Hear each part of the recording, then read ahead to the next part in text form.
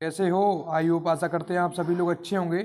आप सभी को काफ़ी समय से इंतज़ार था कि सर हमारा MPPAT 2026 का रिजल्ट है वो कब आएगा। तो आपको पता है जो आपका रिजल्ट है वो आपको 27 तारीख को देखने को मिल जाएगा।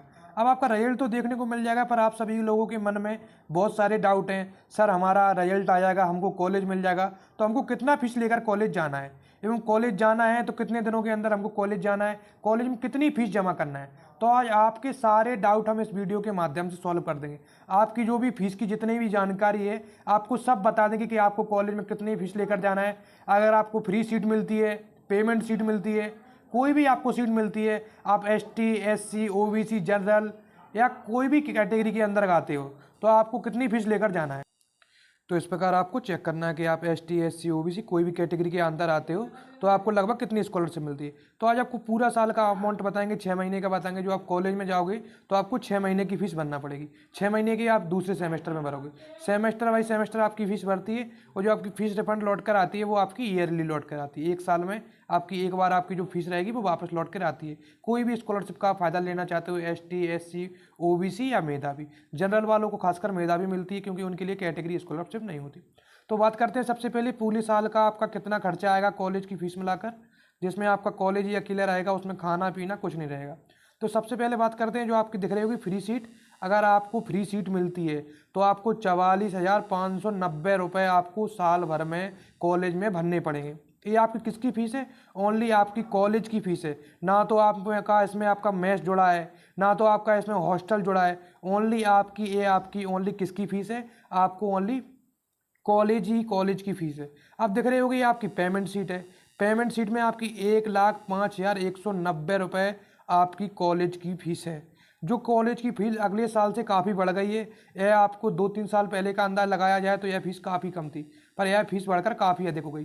तो आप इस प्रकार अंदाज़ा लगा सकते हो कि आपकी एक साल में 1,05,190 रुपये आपका ओनली कॉलेज की फ़ीस का खर्चा आ रहा है। उसके बाद अगर आप हॉस्टल में जाते हो तो 12,000 रुपये हॉस्टल के साल के लगते हैं। और जो आपका मेस का रहता है वो 3,000 रुपये पर मंथ रहता है। तो आपका एक साल के अंदर लगभग आपका एक महीने का 5 से 6,000 रुपये खर्च होगा। तो इस प्रकार से आप अंदाज़ा लगा सकते हो आपकी कितनी फीस लगती है। तो इस प्रकार से आपको फीस दिख रही होगी। आप बात करते हैं आपकी कि आपकी जो 6 महीने में आपको कितनी फीस जमा करना है एक सेमेस्टर की, क्योंकि सेमेस्टर आपके लिए काफ़ी इंपॉर्टेंट होता है। ईयरली कोई नहीं जोड़ता, ईयरली तो ओनली आपकी फीस रिफंड होती है। सबसे बात करते हैं आपके फर्स्ट सेमेस्टर में आप जाओगे एडमिशन, अगर आपको कोई गवर्नमेंट कॉलेज में मिलता है तो आपको अपने साथ कितनी फीस लेकर जाना है एवं कितनी वहाँ पर पे करनी है। ये आपका फीस का स्ट्रक्चर दिख रहा होगा जो 2026 लिखी हुई स्पष्ट दिखा रहा है। BSc agriculture student new fees payment seat, यानी आपको फीस फ्री या पेमेंट सीट पर मिलती है तो आपको कितना पेमेंट लेकर जाना है। अगर आपको फ्री सीट मिलती है तो आपको 22,200 रुपये लेकर जाना है। अगर आप 22,200 रुपये लेकर जाओगे तो आपको कॉलेज में एडमिशन है जो आपको हो जाएगा। अगर आप फीस लेकर नहीं जाओगे तो कॉलेज वाले आपका 1 मिनट का भी वेट नहीं करते हैं, क्योंकि उनको चाहिए होती है फीस। ना कि वो अपने जेब में फीस नहीं रखते हैं। जो आपकी फ़ीस होती है वो आपकी फ़ीस यूनिवर्सिटी में जाती है। वो उनको आपको कैश नहीं देना पड़ेगा, वो जो भी पेमेंट होगा आपका ऑनलाइन होगा, उनको इस फीस से कोई मतलब नहीं रहता है। और अगर आपको पेमेंट सीट मिलती है तो आपको 91,000 रुपये आपको लेकर जाना है। इसमें ओनली आपकी एक ओनली किसकी फ़ीस है? ये आपकी कॉलेज की फ़ीस है। इसमें ना तो आपका हॉस्टल ऐड है ना तो इसमें आपका हॉस्टल ऐड है, ना तो इसमें आपका मेस ऐड है। तो आपको इस प्रकार अंदाज़ा लगाने ना कि हमारी साल भर में कितना खर्चा आ जाएगा। यानी आपकी एक साल में इतनी लग रही है कि आपको फ्री सीट मिलती है तो आपकी 44,200 रुपये आपकी फ्री सीट वाले को लेना पड़ेगा। ये आपकी किसकी हो गई? ओनली आपकी कॉलेज की फीस हो गई। फिर बात करते हैं, फिर आपको मेस के 12,000 रुपये आपको हॉस्टल के देने पड़ेंगे अगर हॉस्टल में आप रहते हो। ये हो गया। उसके बाद आपका 3,000 रुपये आपका मेस का चार्ज रहता है, तो यानी आपको 36,000 रुपये आपको मेस के भरने पड़ेंगे। अब इन सभी को आप ऐड कर सकते हो, आपके कितने रुपए हो रहे हैं।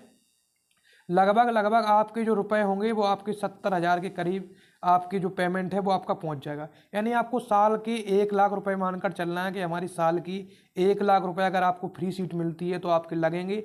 अगर आपको पेमेंट मिलती है तो भाई आपके 1,50,000 रुपए लगेंगे। तो इस प्रकार से आप अपना फीस का अंदाज़ा लगा सकते हो कि हमारी साल भर में कितना खर्च आएगा। गवर्नमेंट कॉलेज की काफ़ी फीस बढ़ गई है। अगर आप जनरल कैटेगरी से आते हो, अगर आपके पास 12th में अगर आपकी 75% से ऊपर नहीं है तो आपको मेधावी स्कॉलरशिप नहीं मिल पाएगी। जनरल वालों को अगर मेधावी नहीं मिल पाएगी तो आपको 1,50,000 रुपये आपका रहने खाने का खर्च आएगा। अगर आपकी इतनी फैमिली बैकग्राउंड अच्छा है, क्योंकि हर किसी का फैमिली बैकग्राउंड अच्छा नहीं होता है, तो वो इतनी फ़ीस पे नहीं कर पाते। तो यह आपको काफ़ी सोच समझना है कि हमको कितनी फ़ीस अगर पेमेंट लेना है, फ्री लेना है, कैसे क्या करना है, तो वो अपने हिसाब से अपने डाउट क्लियर करना है। अगर आपको आपके अच्छे नंबर आ रहे हैं, जो हमने कट ऑफ डाला, अगर आपके उसके बीच में अगर आपके नंबर हैं, तो आपको फर्स्ट राउंड में ही कॉलेज मिल जाएगा। कॉलेज मिल जाएगा तो आपको ये फीस अपने साथ लेकर कॉलेज जाना है।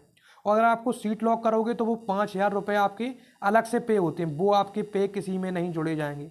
जब आप सीट लॉक करोगे जो 5,000 रुपये आपको देने पड़ते हैं, वो ए वाली फीस में ऐड नहीं होंगे। वो फीस आपकी रहती है, वो आप 4 साल बाद जैसे ही आप कॉलेज छोड़ते हो तो वो आपकी फ़ीस है वो आपकी वापस कर दी जाती है।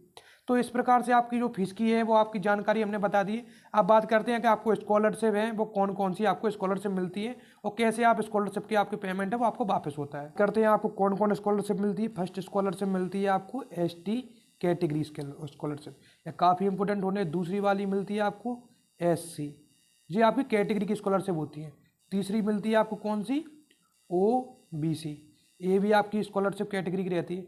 अब बात करते हैं, फिर आती है आपकी मेधावी, MVBB, ये आपकी मेधावी स्कॉलरशिप होती है, जो ओनली किसको मिलती है, जिसकी 12th क्लास में 75% के ऊपर हो, वो वाले स्टूडेंट को ये स्कॉलरशिप का फ़ायदा मिल पाता है।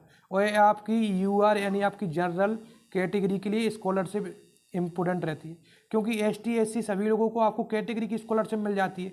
जितना भी आपका पेमेंट लगता है उससे आपका लगभग 5 से 6 हज़ार रुपये ज़्यादा आपकी स्कॉलरशिप मिल जाती है। और जो ST और SC वाले रहते हैं इनको आपको आवास का भी मिलता है 12,000 रुपये, यह भी काफ़ी इंपॉर्टेंट होने वाला है। इनको रहने का भी आपको मिलता है। और जनरल वालों को और OBC वालों को रहने का नहीं मिलता है, उनकी ओनली कितनी स्कॉलरशिप लौट कर आती है, जितनी उसकी लगती है। OBC वालों की ऐसे आपकी 50,000 लगी तो 50,000 वापस लौट आएगी।